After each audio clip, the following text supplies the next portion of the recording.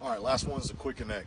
So say for instance, we've got RV fire, small fire, car fire, something that's out of reach of the pre-connect. So it's not big enough for 2.5, and we can handle it with the 1.75 inch, but it's farther than 200 feet, which is our pre-connect. So 300, 350, something like that. One thing we can do is we can add both these flat loads together. It's a double invert. So my man Cruz is gonna invert the first one. I'm gonna connect my nozzle section to his pigtail, and I'm gonna invert as well, and and off we go. So the benefit of this is that everything but the last 50 feet is on our shoulder. So the traditional Minuteman's always got 100 foot on the ground, you're always dragging. You know, so the benefit of the invert is everything's on the shoulder, no snag, no drag. If we've got to go through any type of obstacles like trees or cars or in through ditches or anything like that, everything's paying up there off the shoulder up here. So let's check it out.